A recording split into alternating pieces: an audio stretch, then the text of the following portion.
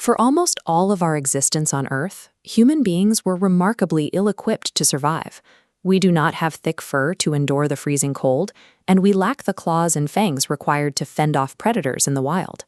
To endure the brutal, shifting climate of the Quaternary period, our earliest ancestors, the Australopithecines, had to come up with a survival strategy entirely unique in the animal kingdom. They began outsourcing their biological limitations to physical objects. If you cannot tear meat with your teeth, you create something sharp that can do it for you. Archaeologists sometimes call these early tools extracorporeal limbs, literally body parts that exist outside the body. Over millions of years, this strategy pushed early hominins along a biological trajectory that we can actually trace through the skull records, leading to ancestors like Homo erectus, upright walkers who began to master their environment in a highly deliberate way. By learning to craft the stone hand axe, Homo erectus secured a technological advantage powerful enough to allow them to finally migrate out of the African continent and spread across Eurasia. The hand axe changed the rules of survival. Our ancestors no longer had to wait for evolution to provide a new biological feature. They simply manufactured one and used it to inhabit nearly every corner of the globe. About 12,000 years ago, during the Mesolithic period, the Earth's climate rapidly warmed.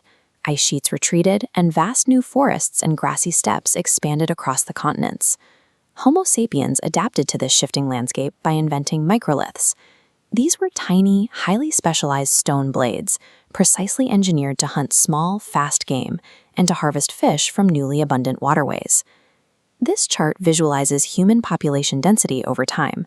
Notice the flat line from millions of years, followed by a drastic upward spike right around the 12,000-year mark. The sudden abundance of aquatic and land-based food enabled the first massive population explosion in human history. This population boom created a crisis. The forests and grasslands could only provide so much wild grain and game before the supply was exhausted. To feed thousands of people living in a single area, humans had to stop searching for calories and start producing them. Farming became the next logical extension of the extracorporeal limb. By domesticating plants and animals, humans created the reliable food supply necessary to sustain the density of these new, larger communities. Because agriculture eventually produced more food than immediately necessary, it created a surplus. For the first time, large groups of people were freed from the daily hunt for calories, allowing them to specialize in entirely new crafts, like extracting and mixing metals to trigger the Bronze Age. Two major hubs capitalized on this agricultural surplus to build the first complex societies, Mesopotamia in West Asia and the Harappan or Sindhu-Sarasvati civilization in the Indian subcontinent. Both of these societies grew up along powerful, unpredictable river valleys. To survive the chaotic flooding, they had to scale up their technology. They essentially turned their entire cities into massive environmental machines designed to control water. In Mesopotamia, the Sumerians carved out enormous networks of irrigation canals. They also piled mud and burnt bricks into towering terraced temple complexes called ziggurats, which served as civic treasuries built high above the floodplains. Meanwhile, the Harappans engineered incredibly precise water harvesting systems. They diverted entire streams into series of interconnected rock-cut reservoirs and built extensive dockyards out of perfectly standardized burnt bricks. These early cities functioned as massive stationary tools built by collective effort to master the natural environment. As these great civilizations grew and began trading heavily with one another, they hit a biological ceiling. The sheer volume of economic data, the grain tallies, the taxes, the trade agreements, exceeded the limits of human memory. Society required a method to outsource the brain's storage capacity. They had to invent writing. In Mesopotamia, the Sumerians invented cuneiform. They pressed wedge-shaped marks into clay tablets to record complex calculations, pioneering a base 60 number system that we still use to measure time today. Because modern scholars can read cuneiform, we have a direct window into their society.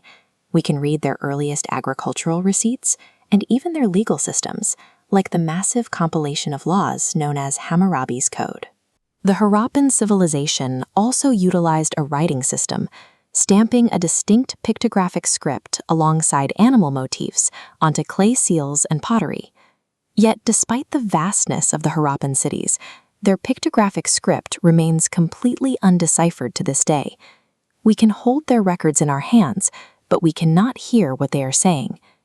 This timeline illustrates the information divide in our history. The vast, dark stretch represents the 99% of our past, where we are left to piece together lives from silent stones and bones. Only in that tiny, glowing 1% sliver at the very end do our ancestors speak directly to us through text. We walk around feeling intensely modern, but we are the exact same biological species that walked out of the African Rift Valley. We have simply spent the last 5,000 years trading our stone hand axes for written laws, mathematics, and the digital tools we rely on today.